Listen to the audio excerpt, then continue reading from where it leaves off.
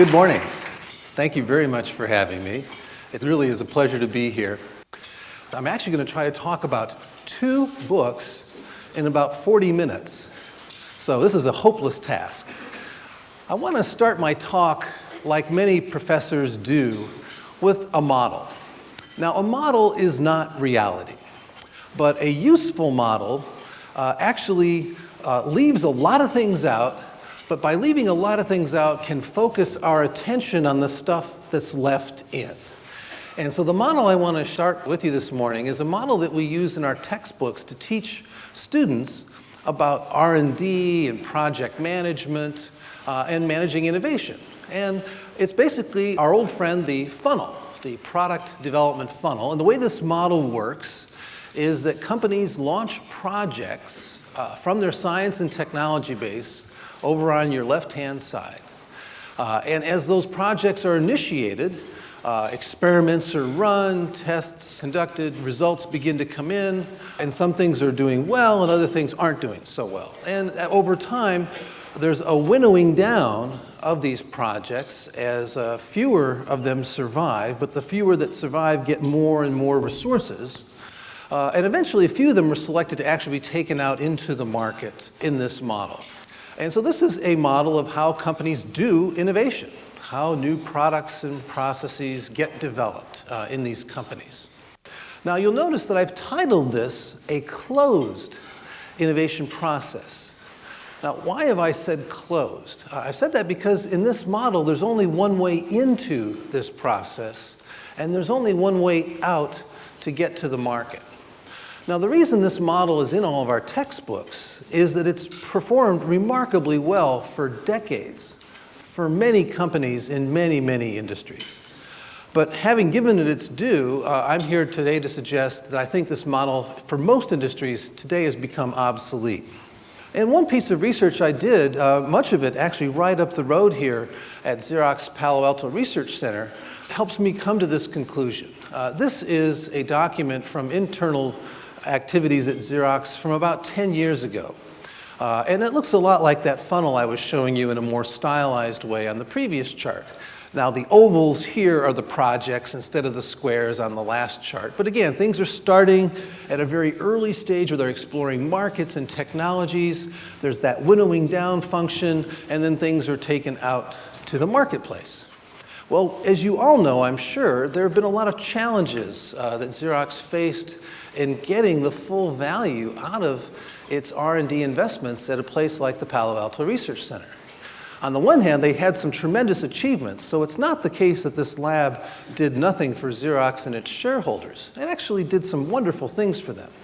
However, it's also the case that a great many wonderful things happened for lots of other people that did not include Xerox's shareholders. And this model, I think, begins to point the way to some of those problems and why a new model may be needed. For one thing, you'll see these dotted lines that go through periodically across this portfolio of projects. These are reviews that the management does looking at these projects, saying, well, how are we doing? Are we doing the right things? Are these projects doing well? Which ones should continue? Which ones should not? And these are often called stage gate reviews or phase gate reviews. As things progress through, you've got to check in on them every once in a while. Well, Xerox is really looking to do things that fit with Xerox's business, and more specifically, its business model. And I'll have more to say about the business model in a few minutes. And so the things that fit well tend to do very well at these different review points. The things that don't seem to fit are the ones that really run into trouble. And so you can have, in these R&D evaluations, which, remember, are being done in conditions of lots of uncertainty, very complex information, and you don't have all the data. In these situations, you're subject to measurement error, meaning you're going to have some cases where you do the best you can, but sometimes you're going to get it wrong. Now, measurement error, from those of you who have studied statistics, can come in two flavors. There's the type 1 false positive error, or the type 2 false negative error. Now, a false positive error is one of these projects that makes it to the first review, and then the second review, and then the third review, and out into the market, and at every stage it looked really good. Then it gets out into the market and it fails. So false positive. You can imagine these are extremely expensive errors for the company because you've been through your whole process and now you've got nothing to show for it. Worse, you could have done some other project instead that you didn't do. So the opportunity cost sort of piles up on top of that. And then politically, you can imagine for the careers of the people who told their management, not once, not twice, but at least 3 times, how great this was going to be, and then it fails in the market. Not a great way to build your career in the company. So for all these reasons, companies like Xerox worked hard to avoid false positives. But if you're in a world of underlying uncertainty, and you don't have all the information, and you're trying to guard against false positives, you run the risk of inflating the chance of a false negative. A false negative is a different beast, more subtle. It's a project that gets to one of those reviews and it doesn't pass. Because based on the information that you have and its fit with your business model, it doesn't look like it's going to be successful. So you don't do it.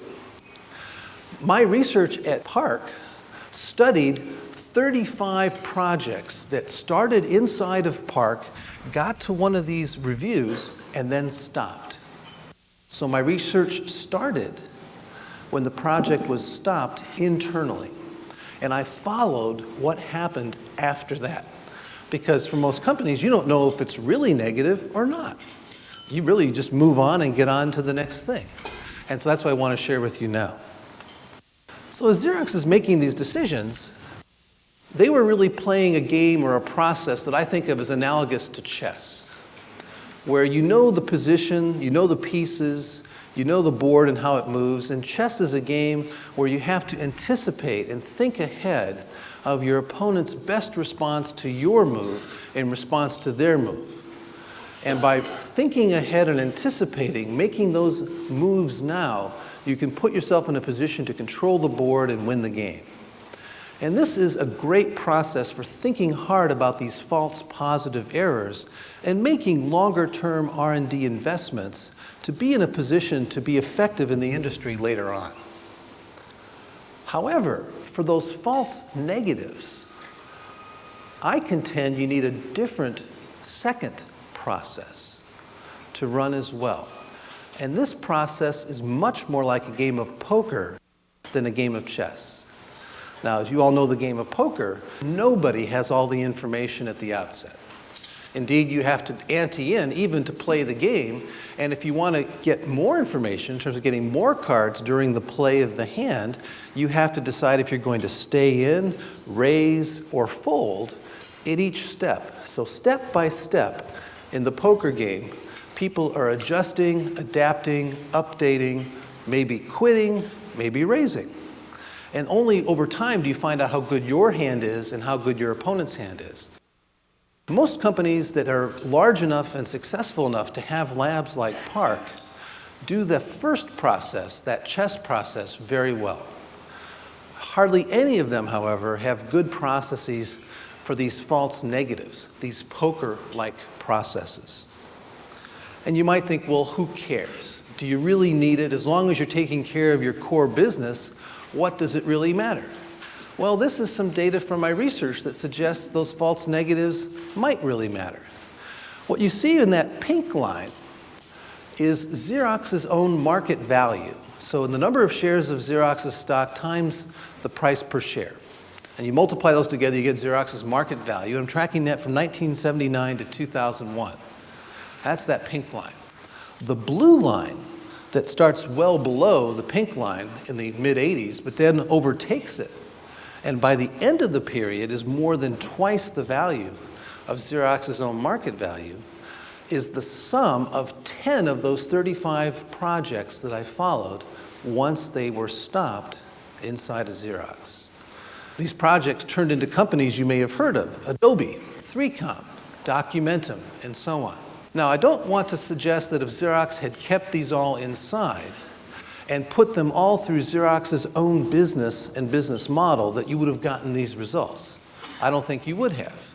Indeed, much of the value that was achieved by these projects once they left was achieved by finding a different business model than the one Xerox was using. But if you can be patient with these projects and give them their head and find a way to let them find those business models, and that's where this poker playing process comes into bear, there's potentially enormous value for your company. Even a company the size of Xerox, there's a lot of value potentially in some of those false negatives. And this suggests a different model of managing R&D. And instead of that closed model where there's only one way in and one way out, is this idea of an open innovation model. And here you can see there's lots of ways to go in and there's lots of ways to go out. So internal research and development remains very important in the open innovation model. My story is not one that says get rid of all your internal R&D and let somebody else do it. That's not my model. What I am suggesting, though, is you can leverage and complement the internal R&D that you do with external R&D going in, and in turn, once you have that portfolio of projects, you ought to have multiple pathways for those projects to go to market, not only through your current business and business model, but potentially through other businesses and other business models as well. And that could be licensing, could be joint ventures, could be spin-offs, and so on. Others have taken this idea and begun to apply it in their own context. This is a graphic developed by a company in Holland called DSM, a specialty chemicals company. And they draw open innovation model as a vortex, sort of pushing things out, pulling things in, and I think it probably nicely captures the turbulence of what it must be like to manage this model. And my own personal favorite is one from a Swedish firm called SCA, and they start by looking at that funnel and your current marketplace, and the first thing you do in open innovation is you drill holes in the funnel. So now things can flow in and flow out, not just from end to end, but through the process as well. Then you can start playing with the pathways. So you can take an internal technology to your current market, much as you did in the old model, but this is just one pathway in a more general model. That internal technology could get spun out or licensed out to somebody else. You could bring in an external technology and use that to help you attack a new market. You could bring in an external technology to help attack your current market. And then my personal favorite, the boomerang, that starts inside, goes outside, comes back in again. These are sometimes referred to as spin-ins as opposed to spin-outs. So all of these become pathways in this new model, a much more dynamic model of how do you manage innovation. Now, some examples of this, just to illustrate it. So we've got some folks here from Intel, for example. I give Intel a lot of credit for doing a lot of very creative things. Even though they have tremendous internal R&D capability, they do a lot of things externally with universities and other Semitech and so on, bringing lots of external technologies into the organization. Intel Capital remains the largest corporate venture capital investor on the planet.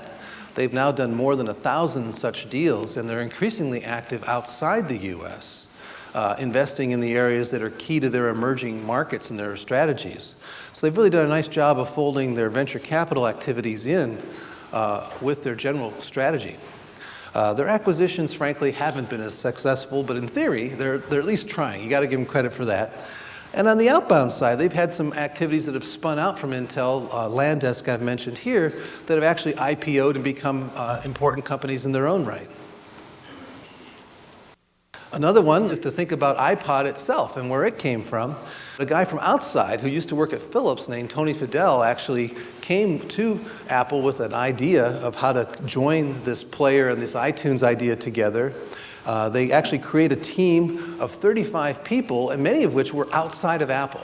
Not just Philips, but IDEO, General Magic, Connex, Web TV.